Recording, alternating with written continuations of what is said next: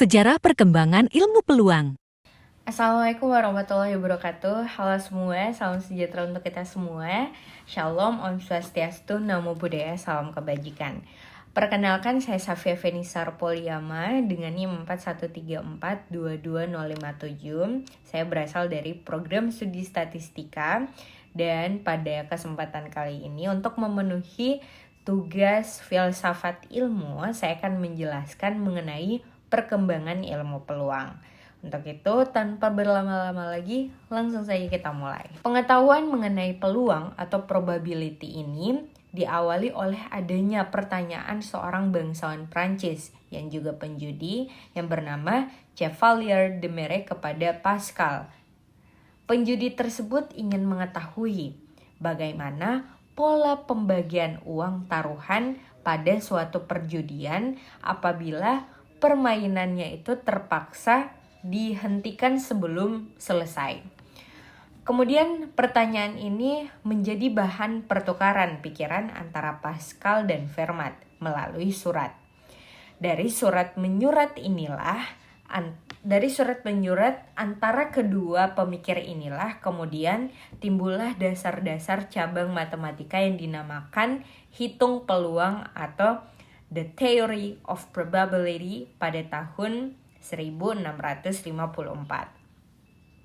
Di tahun 1657, seorang ilmuwan Jerman, Christian Huygens atau guru Leibniz, menerbitkan buku The Rationalis in Ludo Alea yang berisi tentang risalah perjudian, dan sejak saat itu teori peluang mulai terkenal.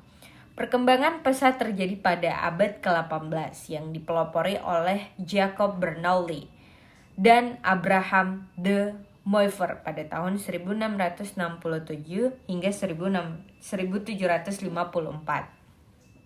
Kurva normal dan persamaannya ditemukan oleh Abraham de Moivre pada tahun 1733. Dia pertama-tama menyatakan sifat-sifat dari kurva normal yang kemudian dikembangkan oleh dua orang astronom matematika, yaitu Pierre de Laplace yang berasal dari Prancis dan dikenal dengan Gauss yang berasal dari Jerman secara terpisah, sehingga ini diperoleh fungsi normal dan aplikasinya. Terbitan kurva normal oleh de Moivre ditemukan oleh Carl Pearson pada tahun 1924 di suatu perpustakaan yang digunakan untuk pengembangan statistika induktif untuk ukuran sampel besar.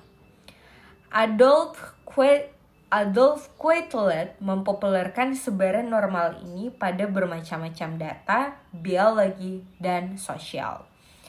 Thomas Bayes memberikan landasan teori statistika Bayesian atau kita kenal dengan Bayesian Statistics yang pada mulanya itu hanya menuliskan gagasan tersebut dalam jurnalnya Philosophical Transactions pada tahun 1764.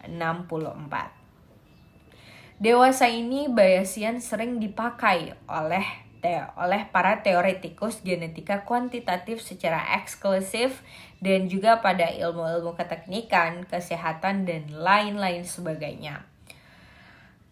Poisson dikenal sebagai penemu sebaran Poisson atau biasa dikenal dengan Poisson distribution.